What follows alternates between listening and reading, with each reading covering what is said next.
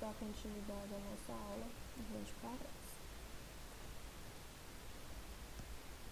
Os EPIs não foram desenvolvidos para substituir os demais cuidados na aplicação, e sim para complementá-los, evitando a exposição. As mãos, lave-as utilizando a técnica de lavagem correta. As unhas devem estar as mais curtas possíveis. O ideal é que não ultrapassem as pontas dos dedos. Unhas compridas podem furar as luzes e dificultar os movimentos. Além de também, a gente tem o risco de machucar o paciente. A maquiagem. Evite o uso de produtos de maquiagem, pois eles facilitam a aderência dos agentes infecciosos na sua pele. Joias ou bijuterias. Evite o uso de brincos, anéis, pulseiras e colares, principalmente aqueles que possuem reentrâncias que servem de depósitos para agentes biológicos ou químicos, ou seja, aquelas bijuterias detalhistas demais, né? Essa questão é muito importante, principalmente em relação ao anel, por a gente trabalhar com muitos instrumentais pontiagudos, né? Tem um grande risco de se prender nos anéis, então é muito importante tirá-los durante o seu trabalho e depois, no final do dia, você colocá-los novamente. Claro que você não vai precisar de deixar de usar se for uma correntinha simples, né? É um brinquinho mais simples também, que não vai te atrapalhar a colocar a touca, rasgar a touca, enfim. As vacinas. Vacine-se contra o tétano e hepatite B. Os profissionais da saúde, pela exposição frequente ao vírus da hepatite B, apresentam um risco 2 vezes maior de adquirir a doença do que a população em geral. Para reduzir os riscos, as operações de manuseio e aplicação devem ser realizadas com cuidado para evitar o máximo de exposição. Outros cuidados pessoais a serem observados. O vestuário. Dê preferência ao uso de calças compridas e sapatos fechados que protejam totalmente os seus pés.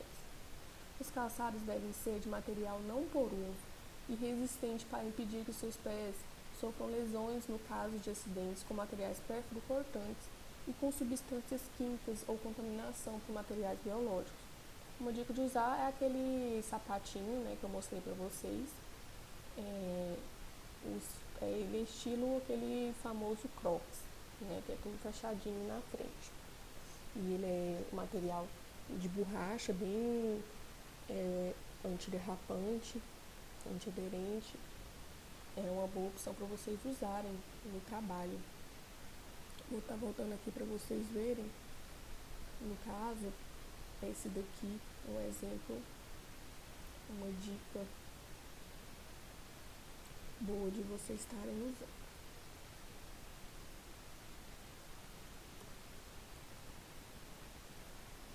Os cabelos. Se você tiver cabelos compridos, mantenha-os permanentemente presos ou use gorro para evitar que eles entrem em contato com materiais biológicos ou químicos durante a manipulação, ou que fiquem presos em equipamentos. Os olhos. Se você usa lentes de contato, coloque-as e retire-as fora do ambiente laboratorial.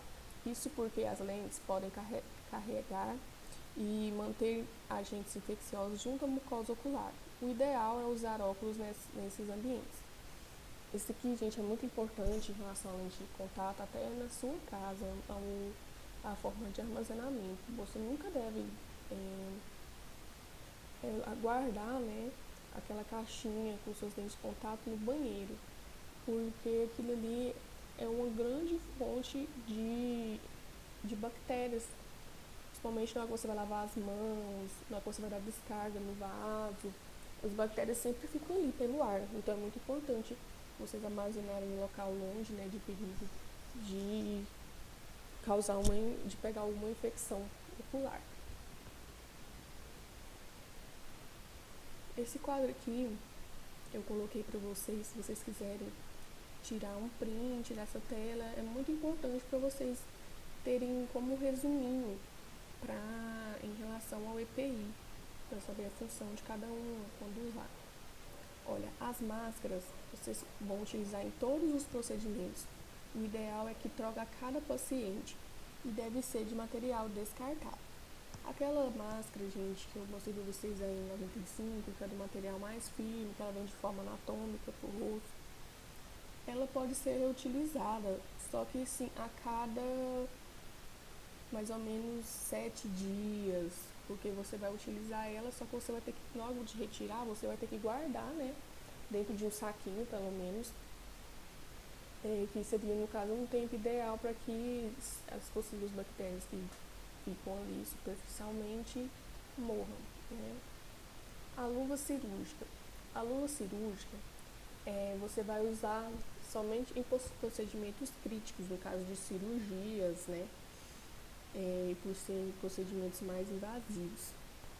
Você vai trocar a cada paciente e também material descartável. Luvas de procedimentos semicríticos, ou seja, qualquer procedimento que você vai fazer na boca do paciente. E a troca também a cada paciente e também é descartável. A luva estéreo para procedimentos críticos, o avental estéreo, né? Procedimentos críticos vai trocar a cada paciente e é descartável. Esse avental estéreo é daquele avental que eu mostrei para vocês lá, de tecido de TNT. Nesse caso, ele também já vem estéreo com um pacotinho, como se fosse a luva, que já vem estéreo também. Mas esse avental estéreo ele vem com todo um capote, todo um equipamento lá para poder usar em procedimentos cirúrgicos, principalmente de cirurgia, quando for sisos, ou cirurgias mais invasivas. Por isso que é um avental para poder descartar logo após o uso. O avental não estéreo para procedimentos semicríticos, no caso igual somente na pandemia, que a gente está utilizando bastante, né?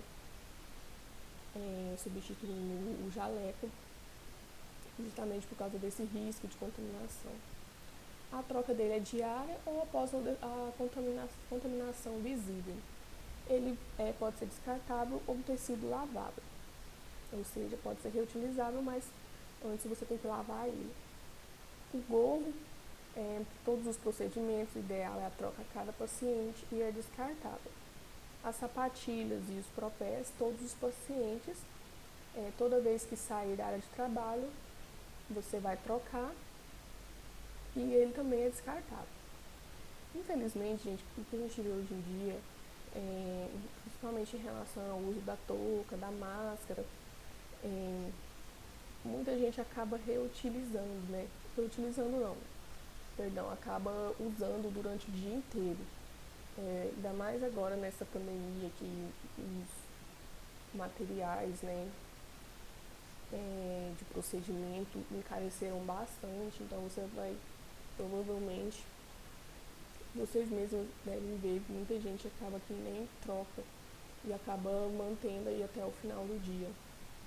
Esse não é o correto, não é o ideal, mas é o que a gente vê muito hoje em dia.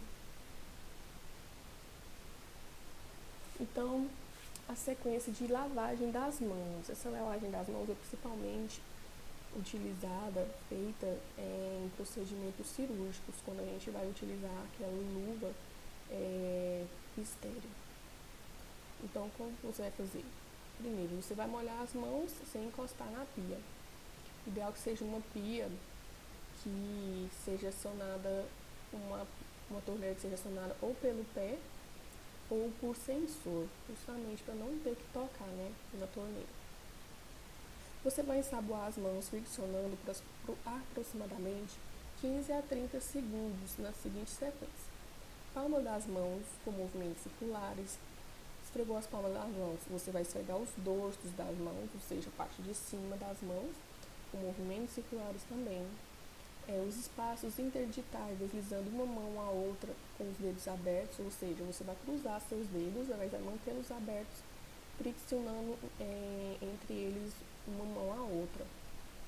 As articulações de uma mão contra a palma da outra mão, o polegar de uma mão com auxílio da outra mão, ou seja, se você vai, como se você pegar o seu polegar com a sua outra mão, você vai pegar o seu polegar e vai friccionar ele lá, ensaboando.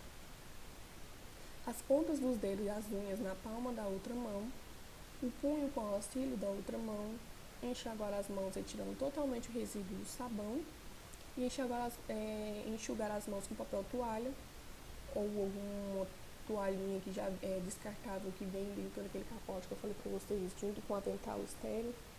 Fechar a torneira utilizando papel de toalha com o qual enxugou as mãos.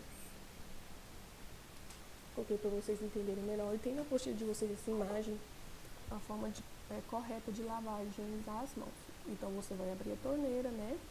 Vai molhar a mão sem encostar na pia, vai aplicar o sabonete. Você vai começar ensaboando as palmas das mãos, na imagem 3 vocês podem ver. Depois os espaços interdigitais. Perdão, no 4 primeiro você vai esfregar o dorso da mão, né, a parte de cima. E agora sim, na parte 5, na imagem 5, os espaços interdigitais, ou seja, entre os dedos. Depois disso, você vai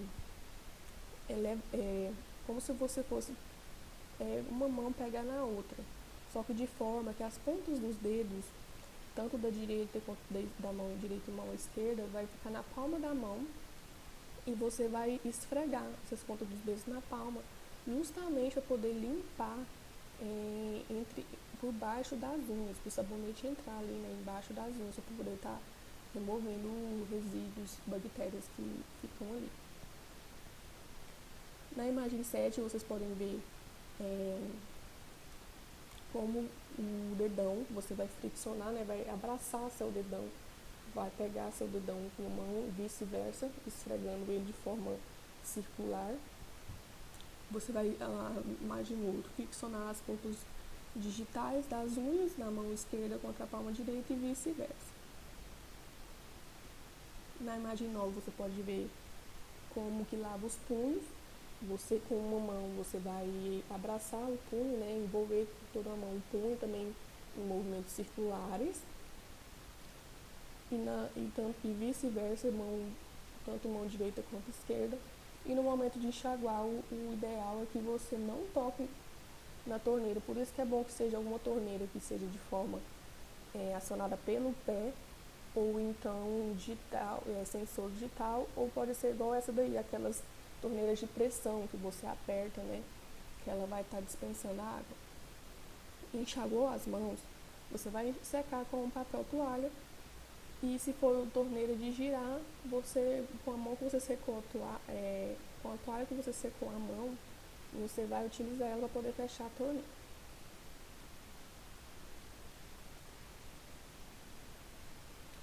Biossegurança para você e sua família.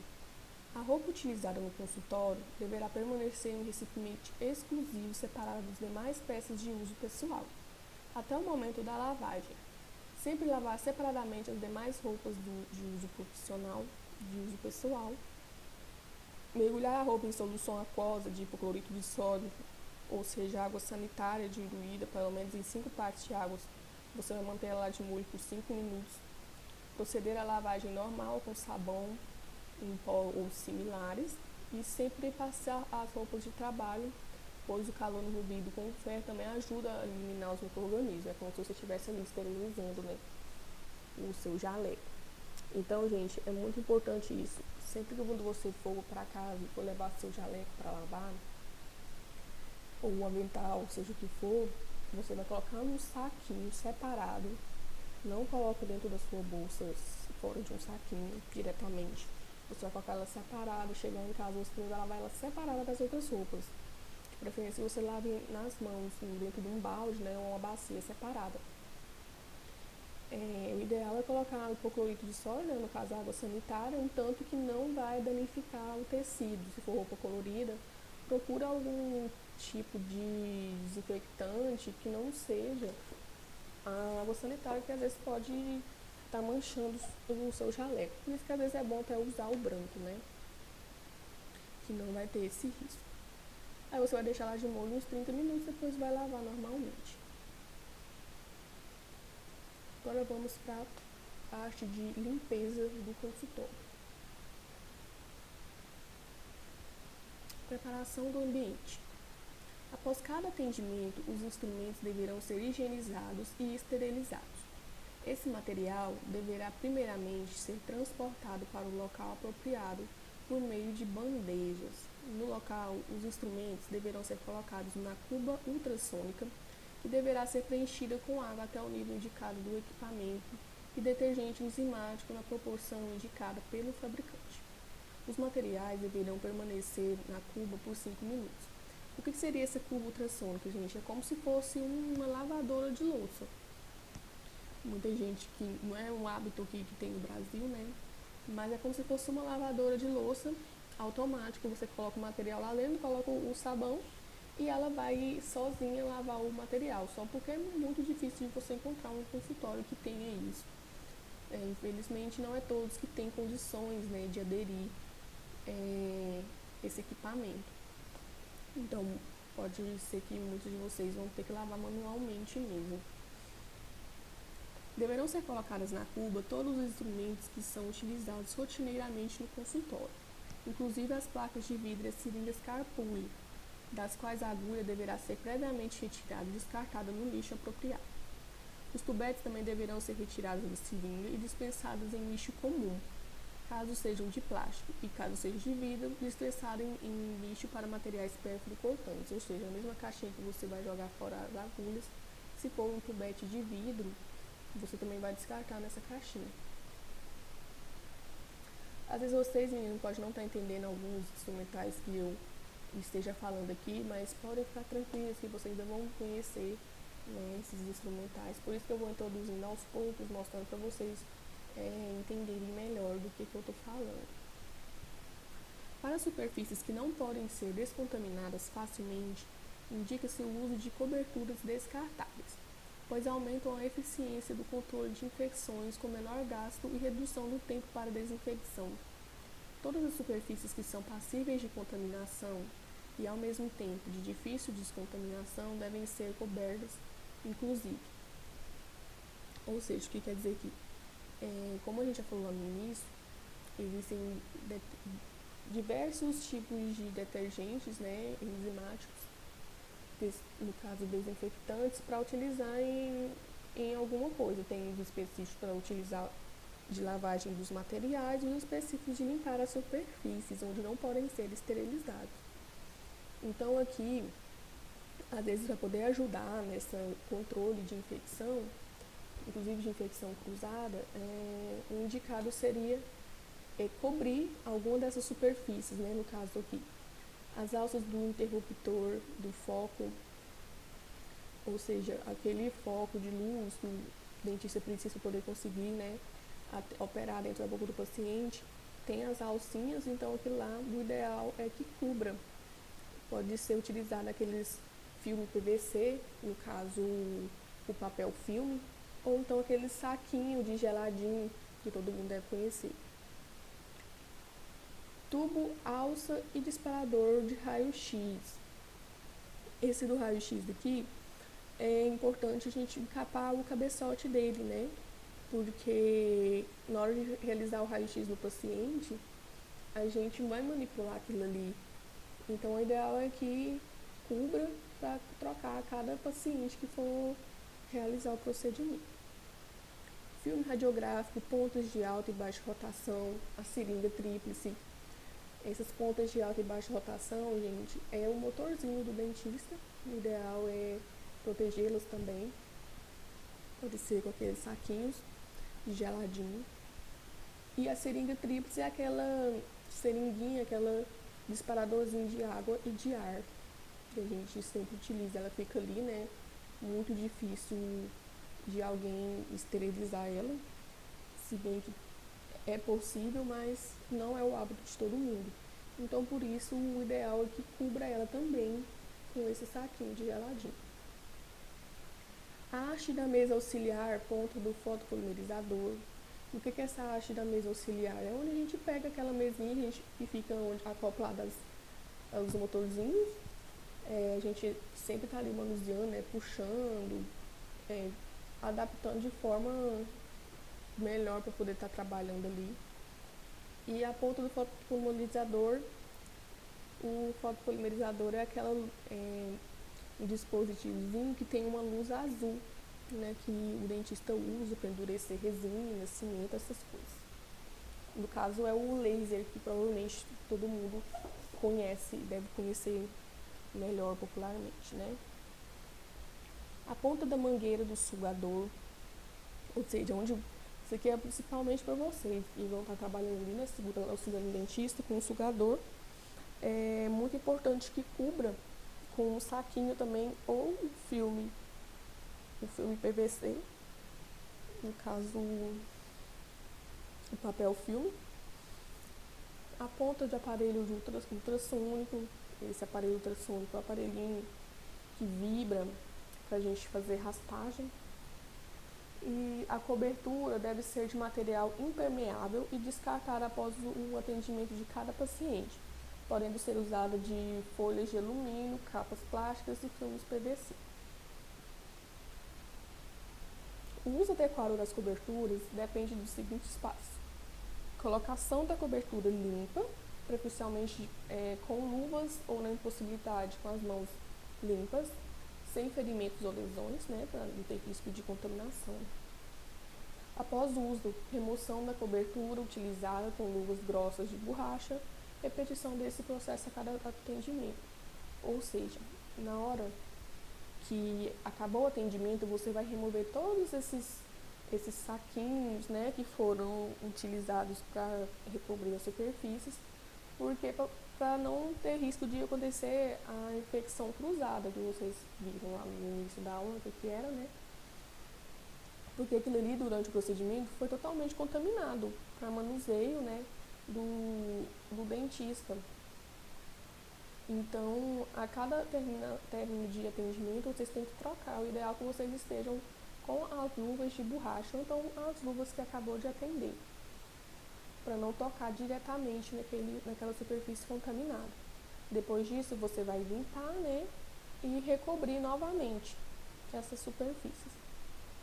Entre as fontes de contaminação existentes na prática odontológica estão o preparo de dentes com ponta de alta rotação, que é o motorzinho do dentista, o polimento dentário com ponta de baixa rotação. Esse também é um motorzinho, só que é um motorzinho que gira em frequência mais baixa, que é aquele que vai a escovinha para fazer a limpeza. O uso de aparelhos ultrassônicos, o uso de jato de ar, água, que é a seringa tríplice, os procedimentos cirúrgicos, a lavagem dos instrumentos contaminados, os procedimentos cirúrgicos, a lavagem de instrumentos contaminados, o esvaziamento e limpeza de resíduos da unidade suctora, o descarte inadequado de resíduos contaminados. Então, gente, essas são as grandes fontes de infecção que, se a gente não está atenta, né, não fazer corretamente, tem um grande risco de se contaminar bem aí, se não tomar os devidos cuidados. A Anvisa, que é a Agência Nacional de Vigilância Sanitária, ela classifica como grupo E os resíduos que são constituídos por materiais pérfuro-cortantes, ou seja, bisturi, agulha, esses materiais pontiagudos descartáveis, como, por exemplo, os instrumentos que contenham cantos, bordas, pontos ou protuberâncias rígidas e agulhas capazes de cortar ou perfurar.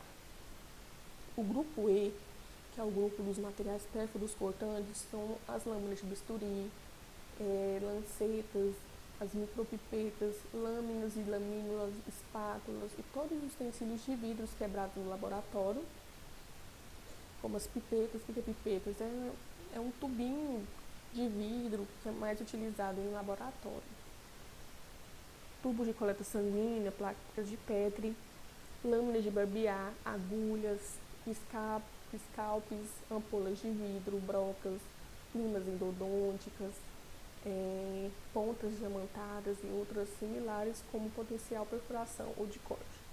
Essas pontas diamantadas são as brocas que a gente utiliza para fazer remoção de cárie, tá, gente? Que é utilizada naquele motorzinho. As limas endodônticas é aquelas que tem uma pontinha bem fina para fazer tratamento de canal. Muita gente acha que aquilo ali é uma agulha, né? Mas na verdade é uma lima. Deve-se identificar esses recipientes como C0111, que é o símbolo de infectante, e com a transição das expressões infectante e material perfuro-cortante. Como vocês estão vendo aqui do lado, gente, esse aqui é a caixinha ideal para fazer o descarte desse material, tá? ela é uma caixa de papelão justamente para não ter o risco de agulha, bisturi, perfurar ou rasgar isso daí e, e machucar, né, quem está manuseando. Justamente também para o pessoal que vai recolher o lixo. Quando dessa caixinha ele já sabe que tem que ter todo um cuidado na forma, no horário de descarte.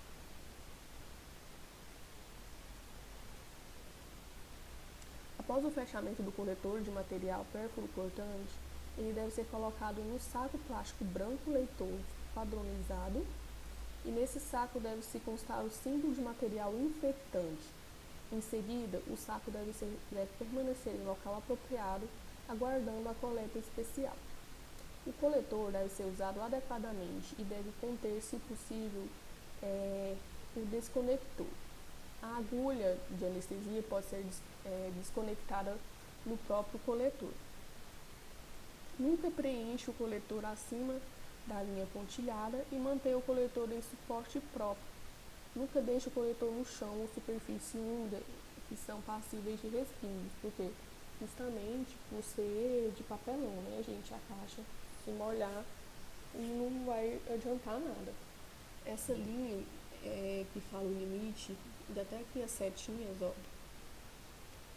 indicando até onde que pode preencher a caixa. Até essa linha pontilhada aqui.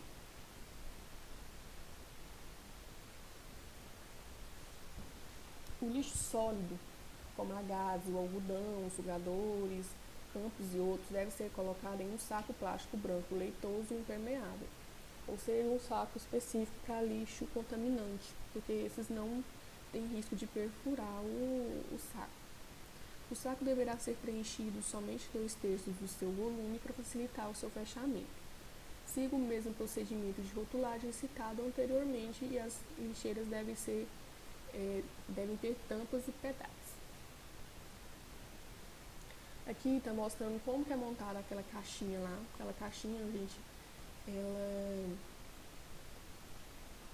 ela vem principalmente vendida por essa marca aqui, Descarpac.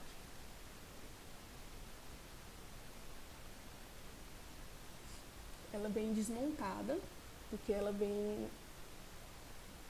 toda desmontada, toda fechadinha, como um papelão mesmo, caixa de papelão mesmo, só que tem que montar na hora do uso, né? Então, como que vai ser? Ela vem em várias partes. Ó, primeiramente, você vai colocar a bandeja interna. Essa primeira que vocês estão vendo aqui vai vir lá no fundo da caixa. Ela garante a segurança contra o vazamento de líquidos, no caso, se for uma tubete de anestesia, né? A cinta interna, que é essa parte maior aqui, ó, que vai dentro dessa caixa. É um papelão rígido que ocupa toda a área interna, evitando perfurações nas paredes e cantos do coletor. O fundo em papelão rígido evita perfurações no fundo do coletor. O saco plástico, ele tem dupla utilidade. Além de transportar o coletor, ela forma um duplo revestimento garantindo a proteção contra o vazamento de resíduos. Então, como vocês podem ver aqui do lado, como que vocês vão montar, né? Primeiro você vai montar essa caixinha a de fora, a principal. Depois disso, você vai colocar esse saco aqui, ó. Você vai colocar esse saco dentro dessa caixa e vai vir, né, com o fundo, como a gente viu aqui, e com a cinta interna. Depois disso, você vai colocar lá dentro da caixa que já está montada, né? E vem com essa bandeja interna aqui que a gente viu, para ela formar o fundo. Você vai puxar, né, a parte de cima. Na verdade, você vai puxar essas alcinhas laterais para poder conseguir encaixar a tampa. Encaixando a tampa, ela vai para poder manter o descarte dos materiais. Você vai deixar com essa tampa aqui aberta, apenas com essa segunda tampa que tem um furo no meio, para poder estar descartando. Igual tá aqui, vocês estão vendo nessa caixinha aqui. Após você terminar, viu que foi até o limite, preencheu a caixinha, aí sim você vai vir aqui com essa segunda tampa aqui, essa primeira tampa na verdade, fechando esse orifício aqui, né? Você vai fechar esse orifício, vai fechar a tampinha para poder descartar a caixinha, que terminou aí, não pode reutilizar mais. As primeiras etapas você já conhece, agora é só seguir as instruções, né? E lá na caixinha, gente, vai vir as instruções para vocês como utilizar, como montar essa caixa, tá? Olha, eu já vi em um lugar que quando enche essa caixinha, na verdade tem gente que nem respeita aquele limite, enche até o topo. E ao invés de jogar essa caixa fora aqui, acaba pegando só um saco plástico para poder reutilizar a caixa, gente. Isso é muito arriscado, porque as pontinhas das agulhas ficam todas ali para fora. É muita falta de respeito com quem faz o descarte desse lixo contaminante, né? Quem faz o controle, até com vocês. Imagina só o risco de você estar manuseando isso aqui e se perfurar, né?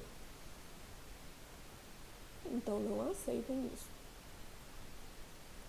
O descarte do lixo de resíduos do consultório. O lixo comum, como embalagens de papel, lixo administrativo e lixo similar, deve ser desprezado em saco de lixo comum. Ou seja, esse aqui que vocês estão vendo, vai ter esse símbolo de lixo comum. O ideal é que no consultório tem esses dois tipos de lixo, tá? E vai ter o lixo de resíduo infectante, que terá que ter esse símbolo aqui, separado, quando a gente vai descartar gases, sugador, essas outras coisas que não tem risco de contaminar.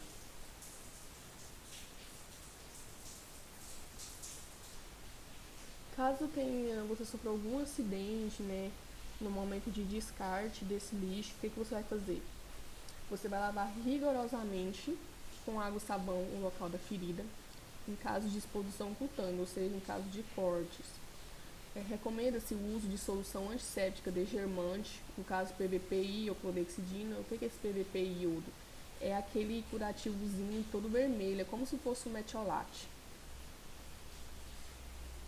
Após a exposição em mucosas, é recomendada a lavagem exaustiva com água ou solução fisiológica, ou seja, se for mucosa, no caso boca, por dentro, você vai lavar com água ou solução fisiológica, no caso soro. E reportar imediatamente o acidente ao responsável e dirigir-se a um serviço de saúde.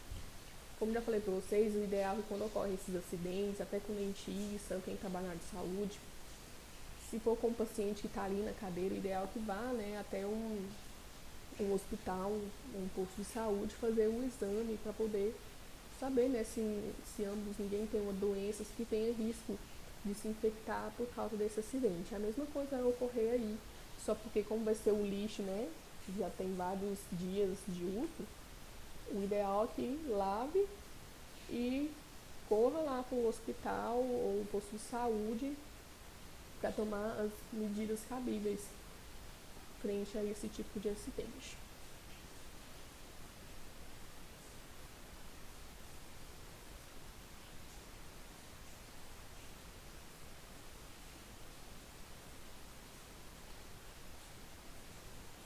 Procedimentos no início do tratamento.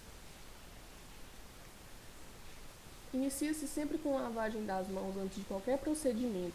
Vai colocar gorro, máscara, óculos de proteção, jaleco, ou seja, você vai se paramentar totalmente com o EPI. Vai fazer a limpeza e desinfecção das pontas de alta e baixa rotação, da seringa tríplice, pontas de aparelho hipopolinizador, bem como todas as partes do equipo de toque frequente.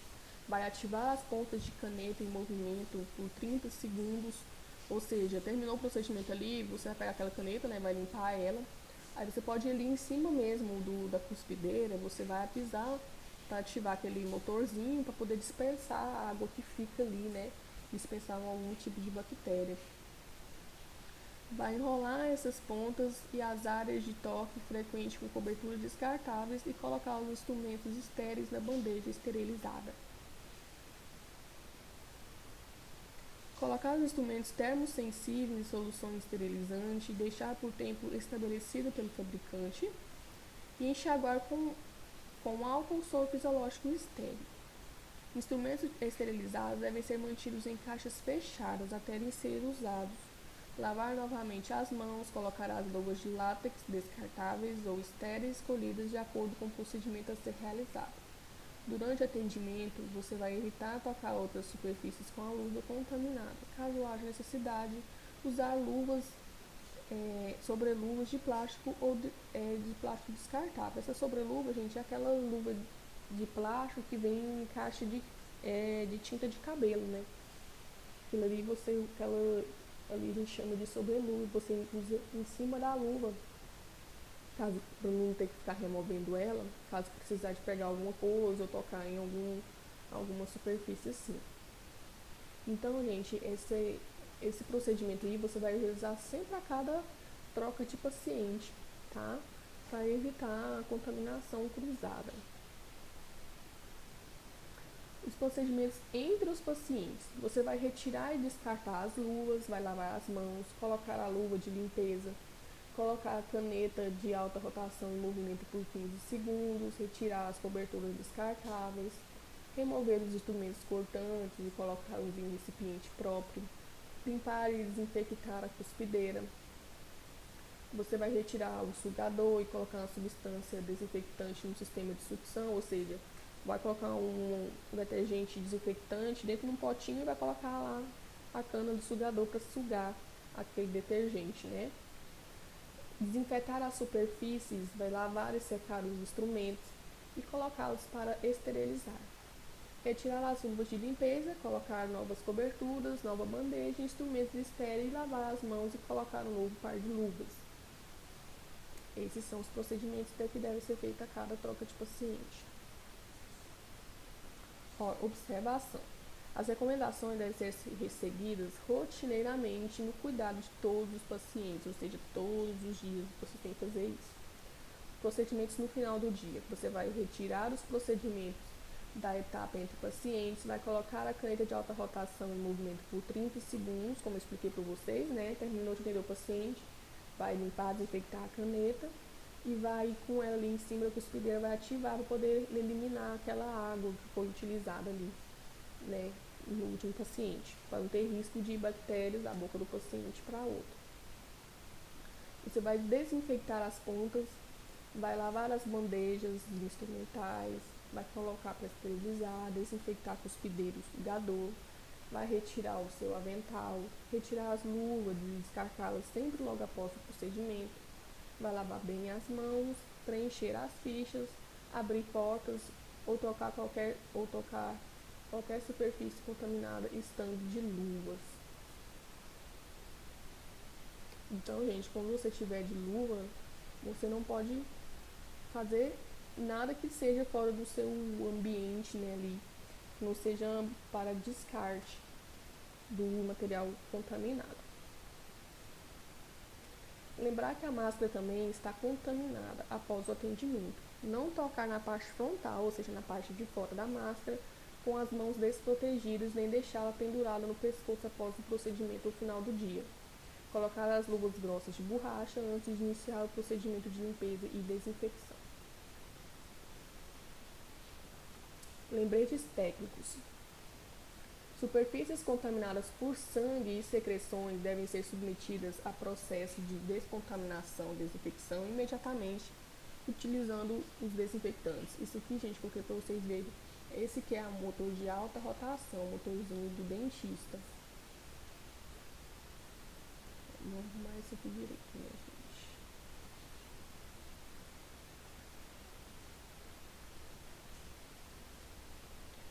Essa aqui que é a caneta de alta rotação. E essa pontinha que vem aqui é a broca que a gente usa para fazer o procedimento. E essa aqui que é a nossa famosa cilindra tríplice, onde sai um jatinho de água, tá até em azul aqui, e de ar. Sempre recobrir essas superfícies aqui com aquele plástico que eu expliquei para vocês, ou papel filme, ou o saquinho de geladinho, ou o saquinho de chup-chup, popularmente conhecido. Mesma coisa fazer com essas canetas aqui. Recomenda-se a higienização prévia da boca do paciente mediante a escovação ou bochecho de gluconato de clorexidina 0,2% ou água oxigenada, diluída em 1:2. Isso reduz a contaminação em 50%. Ao se utilizar canetas, seringa tríplice e outras pontas, deve-se desprezar o primeiro jato de água e spray antes de direcioná-las à boca do paciente. As canetas de alta rotação e peças de mão devem ser colocadas em movimento para eliminar o líquido aspirado, devido à válvula retratora, dentro de uma pia ou uma cuspideira por no mínimo 20 a 30 segundos, após o tratamento de cada paciente. Ou seja, sempre após cada paciente você vai remover o plástico que está contaminado, né? Vai limpar essa superfície e principalmente esse motorzinho aqui, você vai acionar ele, vai pôr ele para girar para poder remover as bactérias que ficou presentes ali no último procedimento.